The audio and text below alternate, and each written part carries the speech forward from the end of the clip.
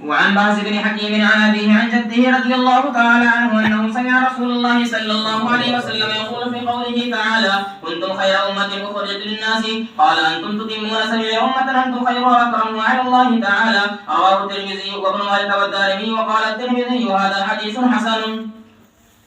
یہ دوسری روایت ہے جس میں جناب رسول اللہ صلی اللہ علیہ وسلم نے ارشاد فرمایا ہے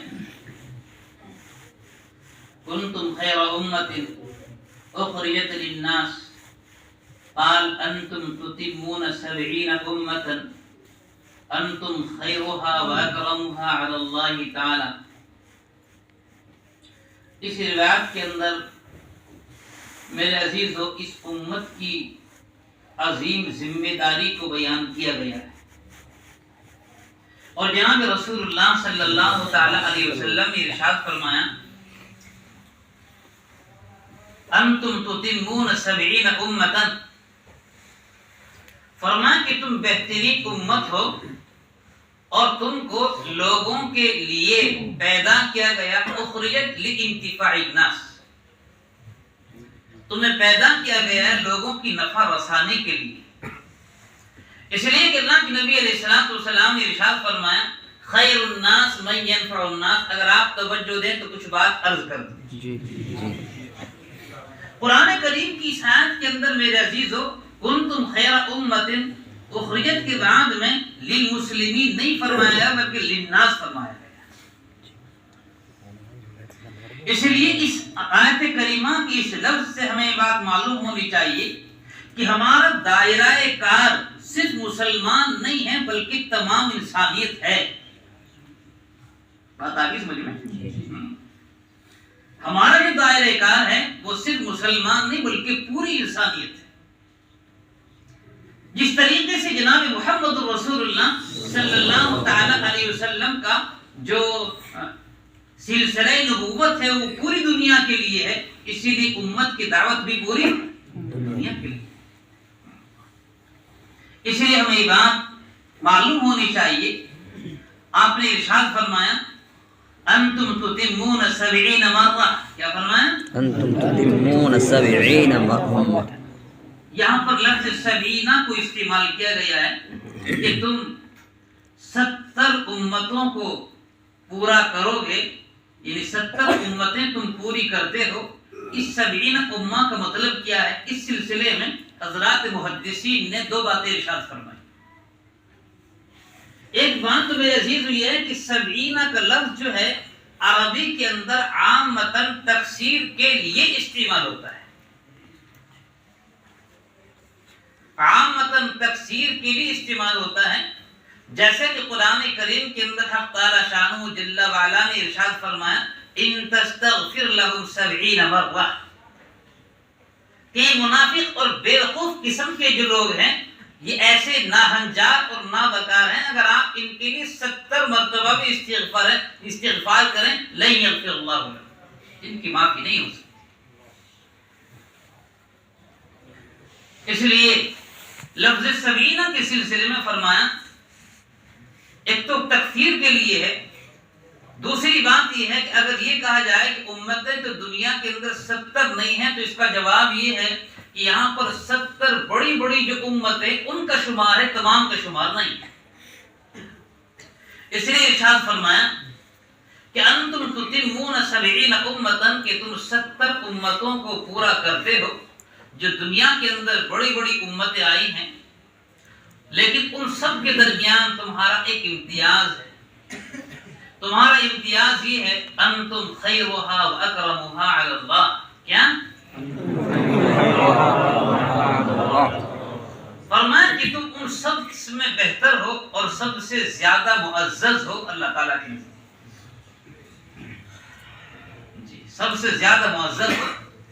لیکن معزز اور مکرم ہونے کے لیے اور خیر امت کے لیے ضرورت اس بات کی ہے جو آیت کریمہ میں جس کی طرف اشارہ کیا گیا ہے کہ تم کو لوگوں کی نفع رسانی کے لیے دنیا کے اندر پیدا کیا گیا ہے. اور نفع رسانی یہ ہے تأمرون بالمعروف وتنہون عن المنکر.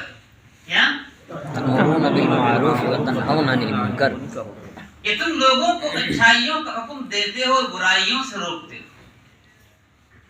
میرے عزیزو، یہاں پر ایک جملہ میں عرض کر دوں جو عام طور سے ہماری دعوت و تبلیغ کے ساتھیوں کے درمیان چلا رہا ہے، مگر وہ عقل و نقل کی روشنی میں درست نہیں ہے۔ عام طور سے جو جملہ چلا رہا ہے کہ ہمیں یہ کام ختم نبوت کی وجہ سے ملا ہے، ایسا نہیں، بلکہ یہ فریضہ جو ہے پہلی امتوں کے اوپر بھی تھا۔ لعن الذین کفروا من بنی اسرائیل علی لسان داؤد وعیسی ابن مریم ذلک بما عصوا وکانوا یعتدون کانوا لا یتناہون عن منکر فعلوہ۔ پہلی امتوں کے اوپر یہ فریضہ تھا، مگر انہوں نے کما حق کو ادا نہیں کیا، اور اس امت کا خاص امتیاز اس امر کا اور اللہ تعالیٰ کی اس حکم کا پورا کرنا ہے۔ لیکن میرے عزیزوں، اس کا پورا کرنا آسان نہیں، اس لیے کہ ہر کام کو کرنے کے لیے سیکھنے کی ضرورت ہے۔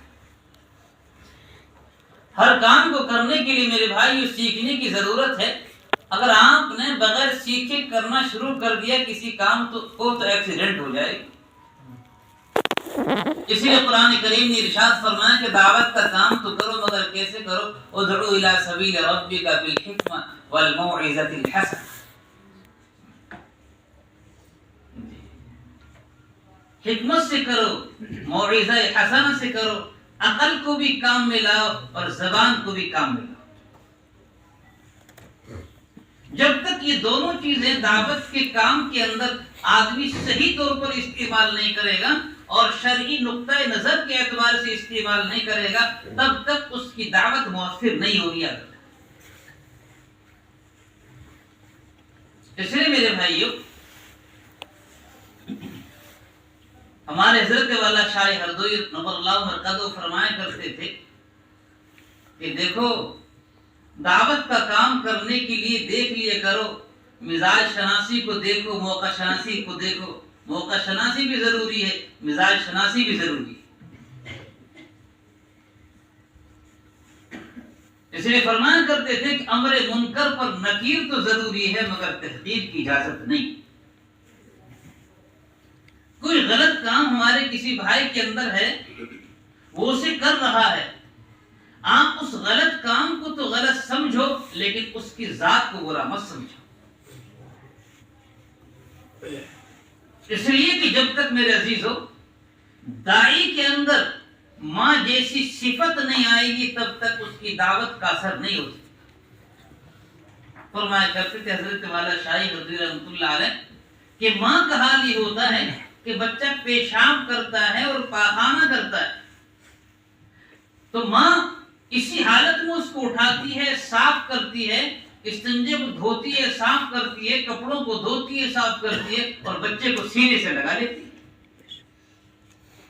اس لیے اگر ہمارے کسی مسلمان بھائی کے اندر میرے عزیزو کسی طرح کی کوئی غلطی، کوئی کمی، کوتاہی ہے اور شرعی اعتبار سے وہ پورے طور پر شریعت کا کام نہیں کر رہا، تو اس کو برا نہ سمجھیں۔ اسی طرح سے ایک بات اور یاد رکھو، امر منکر پر نکیر تو ضروری ہے، مگر تحقیر کی اجازت نہیں۔ دوسری بات اور عرض کر دیں کہ امر معروف پر اتنا اصرار کہ جس سے انکار لازم ہے، اس کی بھی اجازت نہیں۔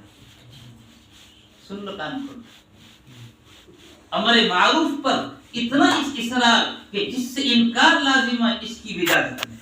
یاد رکھنا ہے، ہم نے سنا ہے۔ مثال اس کی یہ ہے کہ ایمان کے بعد سب سے اہم درجہ میرے بھائی جو نماز کا ہے۔ ایک آدمی نماز نہیں پڑھ رہا، آپ گشت کرنے کے لیے گئے، اور گشت کرنے کے لیے جانے کے وقت میں کسی آدمی کو آپ نے دیکھا وہ بیچارہ جا رہا ہے تیزی کے ساتھ، گھر میں کوئی بیمار ہے یا اسے از خود کوئی پریشانی ہے، کوئی آدمی پیچھے سے بھاگا چلا آ رہا ہے، کہیں اس نے کوئی غلط خبر سن لی ہے، وہاں بھاگا جا، آپ اسے پکڑ لے، چلو نماز کو، چلو نماز کو، چلو